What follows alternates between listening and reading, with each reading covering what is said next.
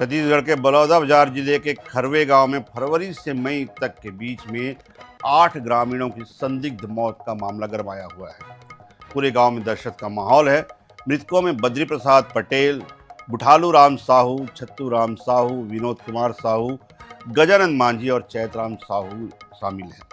ग्रामीणों का कहना है कि एक किराना व्यापारी से इनकी दोस्ती थी। वहां पर ये शराब पीते थे। कुछ दिनों बाद पहले किराना व्यापारी की तबीयत बिगड़ी, उसके इलाज के बाद उससे स्वस्थ हुआ, लेकिन इन्होंने शराब पीना वहाँ पर नहीं छोड़ा। कुछ ग्रामीण युवक वहाँ पर जाने लगे और शराब पीने लगे। इसके बाद सबकी एक एक करके तबीयत खराब हो गई। किराना व्यापारी जो है उसकी तो इलाज से जो है जान बच गई, लेकिन ग्रामीण अन्य जो लोग हैं वो नहीं बच पाए।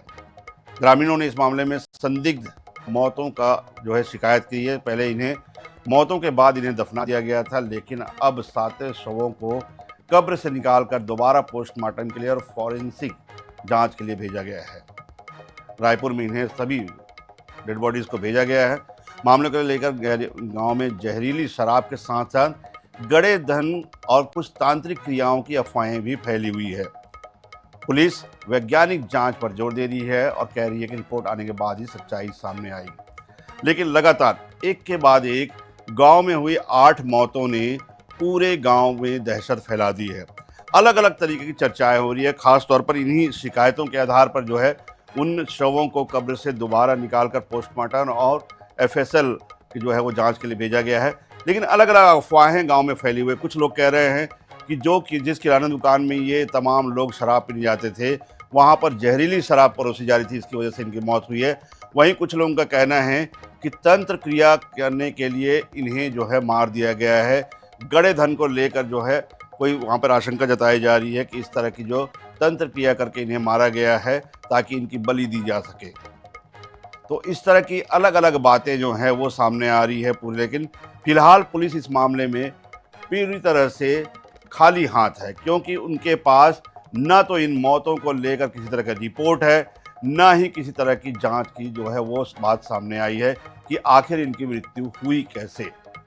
इवन पोस्टमार्टम तक इनका नहीं किया गया था। इसकी वजह से जो है पूरा मामला संदिग्ध बना हुआ है। अब कब्र से निकालकर इनका पोस्टमार्टम किया जा रहा है, बिसरा लेकर एफएसएल की जांच की जा रही है। फॉरेंसिक की जो है वो रिपोर्ट आने के बाद ही पुलिस कह रही है कि हम कुछ कहने की स्थिति में होंगे।